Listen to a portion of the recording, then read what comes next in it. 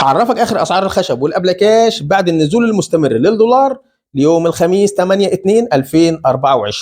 وطبعا مهم جدا تتابع معايا اسعار الخشب اول باول، وخصوصا في الايام دي، فخبط عليك بشكوشك الحلو وتعالى لي. سلام الله عليكم ورحمه الله وبركاته، معكم وتشرف بكم دائما نجاركم ابو مسلم.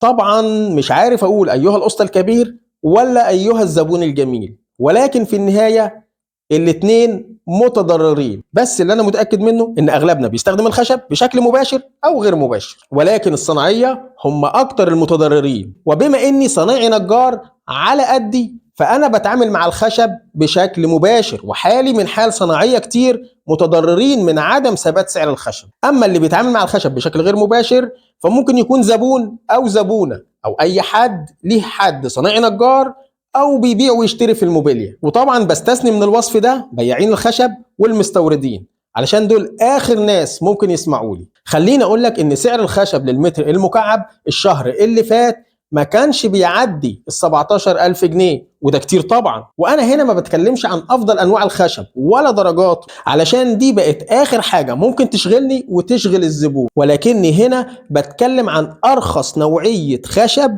ممكن تطلع شغل كويس للزبون. فبالتالي انا هنا بتكلم عن خشب موسكي سادس.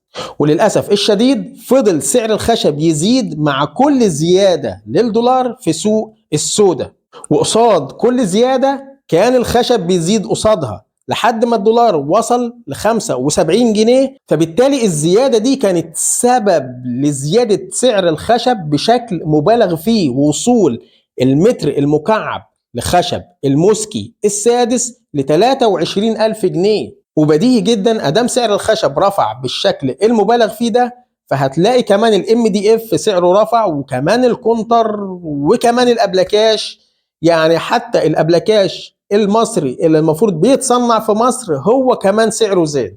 وطبعا زي ما حضراتكم متابعين ان الدولار نزل من ال 75 جنيه لحد ال 60 جنيه، ممكن يكون ب 58 او ب 61، فده مش موضوعي. ولكن انا اللي يهمني ادام في نزول للدولار والخشب مرتبط بسعر الدولار، يبقى انا النهارده عاوز اسعار جديده للخشب والابلكاش، وهو ده اللي يهمني كصنايعي ويهم كمان الزباين.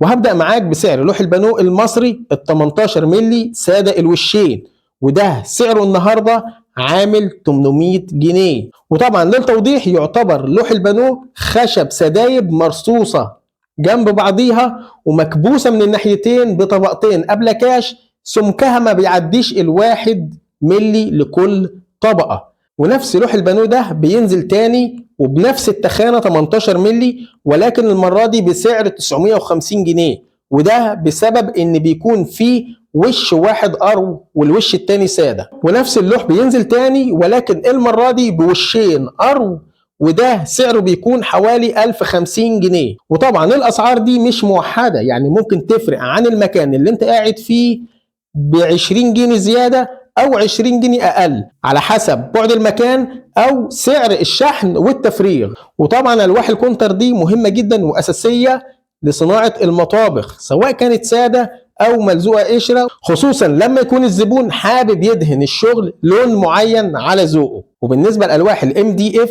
فجايب لك اسعار اهم 3 انواع فيهم. النوع الاول لوح ام دي اف 12 مللي وش واحد ارو، سعره عامل 780 جنيه.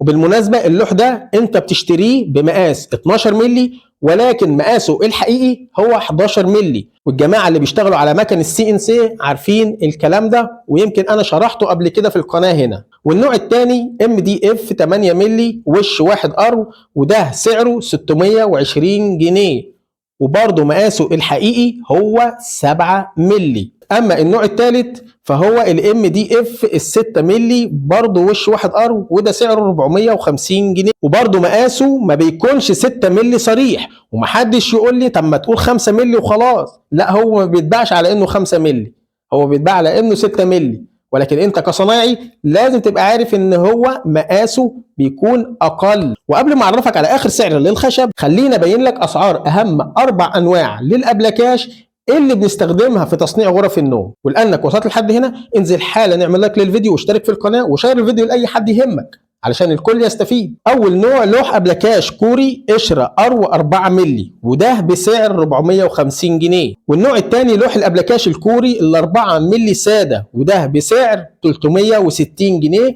وفي اخر الفيديو هعرفك اذا كانت الاسعار ديت نزلت مع نزول الدولار ولا فضلت زي ما هي. اما النوع الثالث فهو لوح الابلكاش الكوري ال 3 مللي وده بيجي بسعر 280 جنيه. والنوع الرابع من الابلكاش ويعتبر الاهم لاغلب النجارين او اغلب الورش، حتى انا شخصيا بفضل النوع ده من الابلكاش وهو السه المربع وده بيبقى 152 ونص في 152 ونص مربع. واللوح ده سعره النهارده 250 جنيه. وطبعا خليني اقول لك ان كل الالواح اللي فاتت اللي احنا اتكلمنا عنها سواء كانت بانو او MDF او لوح ابلكاش طولها 244 في 122 عرض. وكده ما فاضلش غير بكام سعر متر الخشب السويد او الموسكي. وعلشان اكون صادق مع نفسي وامين معاكم كان لازم اتاكد ان سعر الخشب اللي في المحافظه بتاعتي قريب من اسعار باقي المحافظات، وده عملته من خلال استطلاع عن السعر في صفحتي على الفيسبوك. وكانت الاسعار تتراوح ما بين ال 22,000 جنيه لحد ال 27 وال 30 ألف جنيه للمتر الواحد خشب موسكي أو سويد سادس وخامس. ولو هتسألني أنا بشتري متر الخشب الموسكي بكام في محافظتي هقول لك بشتريه ب 22 ألف ونص للتخاين وب 23 ألف جنيه للرفايع. وده يعتبر درجة سادسة نظيف، اسمه كده سادس نظيف، موسكي سادس نظيف ب 22 ألف جنيه ونص للتخاين و 23 ألف جنيه للرفايع. لأن طبعا حضراتكم بتبقوا عارفين إن الرفايع علشان خاطر تاخدها خشبة نظيفة لازم سعرها يكون غالي، فبالتالي أي صنايعي بيسمعني دلوقتي فهو عارف كويس إن سعر الخشب ما نزلش مع نزول الدولار. وأنا كمان بأكد لك إن سعر الخشب ما نزلش بالرغم من الكلام اللي بنسمعه كل يوم عن النزول المستمر لسعر الدولار. وكلمة أخيرة وشهادة يحاسبني عليها ربنا، هتكلم بلسان أغلب الصناعية اللي زي حالاتي. أيها الزبون الجميل، أجر صنعتي اللي باخده منك يعتبر نص الأجر اللي كنت باخده منك من 10 سنين لما كان متر الخشب 4000 جنيه وانت كنت بتدفع الأجر وانت راضي، وكمان الأجر ده كان بيكفيني. أما النهاردة فنص الأجر اللي أنا باخده علشان سعر متر الخشب واصل 23,000 جنيه. ولو ما قللتش في مصنعيتي انت مش هترضى بالشغل وهتدور على غيري. طبعا الحمد لله على كل حال، والله يكون في عون الصنايعي والزبون. واتمنى من ربنا ان يوم السبت ما يكونش فيه اسعار جديده، ولو في اسعار جديده اكيد هعرفك. كان معكم ويتشرف بكم نجاركم ابو مسلم.